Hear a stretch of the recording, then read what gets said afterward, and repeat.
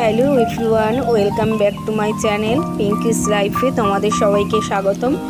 তোমরা সকলেই ভালো আছো তো, সুস্থ আছো? আমিও তোমাদের আশীর্বাদে অনেক অনেক ভালো আছি। আজকে দিনটা আমি শুরু করছি এখান থেকেই, কেননা নীল ষষ্ঠী, বুঝতেই পারছো, নীল, চড়ক, পয়লা বৈশাখ এসব সমস্ত তো লেগেই রয়েছে বাঙালির 12 মাসে 13 পার্বণ।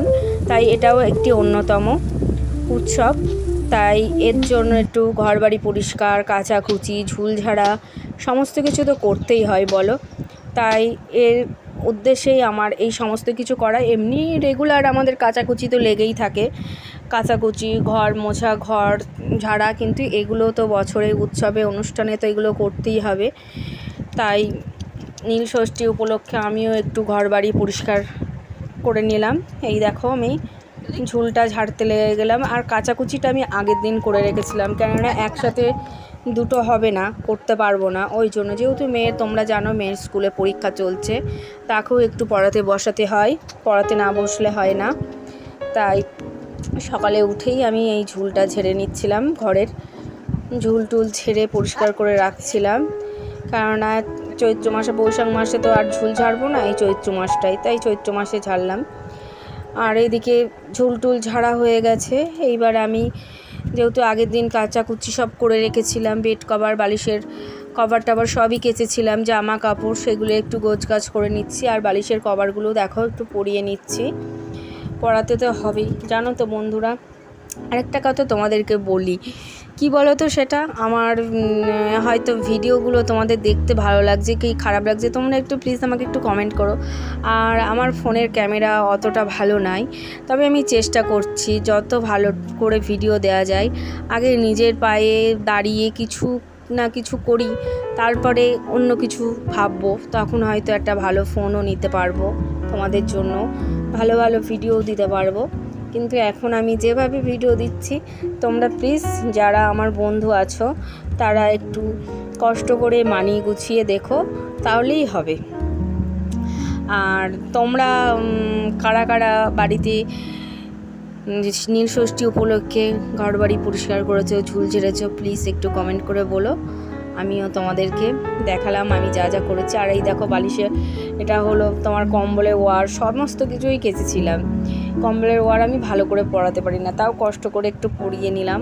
আর এই দেখো, তার মধ্যে বাসি নাইটিটাও ছেড়ে নিয়েছিলাম তোমাদের সাথে কথা বলতে বলতে। বাসি নাইটিটা ছেড়ে নিয়ে আমি আবার, যেহেতু মেয়ের স্কুল দেখা যাক যাবে, মা ভাত বসাই, যদি আমাকে ভাতের দিকে যেতে হয়, ওই কারণে আমি নাইটিটা ছেড়েই নিয়েছিলাম। আর এখানে আমি বালিশগুলো সব গোছগাছ করে রাখি এই বাক্সটার ওপরে। বালিশ, কাঁথা যা কিছু আমার থাকে সমস্ত কিছু আমি এখানে গোছগাছ, সেটাও একটু পরিষ্কার পরিচ্ছন্ন করে নিলাম। আর এই দেখো, এটা হলো লেপের ওয়ারও সমস্ত কিছুই আমি কেচেছিলাম, লেপের ওয়ার কেচেছি। আর জানো তো, আমাদের বাড়িতে শিব ঠাকুর আসে প্রথমে, তারপরে নীলের আগের দিন, ঘাট সন্ন্যাসীর দিন আমাদের বাড়িতে যারা সন্ন্যাস নেয় তারা আমাদের বাড়িতে আসে। সন্ন্যাসটা ওখান থেকেই ওরা উত্তরীটা ধারণ করে, পুকুর ঘাট থেকে স্নান করে। সে তোমাদের সমস্ত ভিডিওটাই আমি দেখাবো, তবে আস্তে আস্তে এলেই ওগুলো সবই তোমরা দেখতে পাবে। দেখো, আমি বিছানাটাও একটু পরিষ্কার করে নিচ্ছিলাম, বিছানার চাদর পরিষ্কার করে ভালো করে ঝেড়ে নিচ্ছিলাম, এগুলো সমস্ত কিছু করে নিচ্ছিলাম, না করলে তো হবে না, তাই করছিলাম। আর কি বলবো বলো তো, বলার ভাষা আমি খুঁজে পাচ্ছি না, জানি না। আর তার আগের দিন হয়েছে ঝড় হলে বুঝতেই পারছো, ঘর বাড়িতে একটু নোংরাই হয়, ধুলো তো প্রচুর থাকে, যেহেতু চারিপাশে সমস্ত কিছু গাছপালা, গাছের পাতার থেকে, ধুলোর থেকে, রাস্তার ধুলো সমস্ত কিছুই ঘরে ঢোকে। তখন যখন ঝড় ওঠে তখন তো আর জানলা দেওয়ার সময় হয় না, এবার সমস্ত কিছুই ঘরে ঢোকে বলে ঘরটা আরও নোংরা হয়েছিল। আর আকাশটা একটু মেঘলাও ছিল, যেহেতু আগের দিন রাত্রে বৃষ্টি ঝড় দুটোই হয়েছে। এবার তোমাদের চলো একটু দেখাই আমার আশেপাশের পরিবেশটা। আর গাছপালায় ভরা, দেখো কত সুন্দর ওয়েদারটা, আর খুব সুন্দর লাগছে, ওই জন্য আমি একটু ভিডিওটা করে নিলাম, তোমরা একটু দেখো। আর প্লিজ কমেন্ট করো, লাইক করো, পাশে থেকো এইভাবে, যেন আমি তোমাদের আরও নতুন নতুন ভিডিও দিতে পারি। আমি মশারিও কেচে নিয়েছিলাম, মশারিটা কেচে গোছগাছ করে একটু রেখে দিচ্ছি। মানে কাচাকুচির শেষ নেই, প্রচুর কাচতে হয়। সে আর বলার কথা না, রেগুলার তো কাচতেই হয়, এবার তার মধ্যে সমস্ত কিছু করতেও হয়, না করলে তো আর হবে না বলো।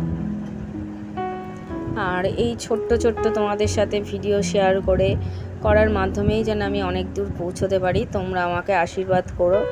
আমি একা আমার এই লড়াইয়ের যুদ্ধে কিন্তু আমি একা, আমার সাথে কিন্তু আমি কাউকেই পাইনি, তাই আমি এই যুদ্ধটা একা চালিয়ে যাচ্ছি। আর মাঝে সাঝে আমি মেয়েকে একটু নিই, মেয়েকে বলি তুই আমার ভিডিওগুলো একটু ধরে দে। মেয়ে একটু খুব কষ্ট করে ধরে দেয়, দিতে চায় না, কিন্তু কি করব বলো, করতে তো হবেই বলো, না করলে তো হবে না। ও করতে চায় না, মা তুমি ভিডিও করছো, একটু রেগে যায়, কিন্তু রেগে গেলেও কিছু করে না। আমি খুব কষ্ট করে মেয়েকে বলি মানি একটু ধরে দে।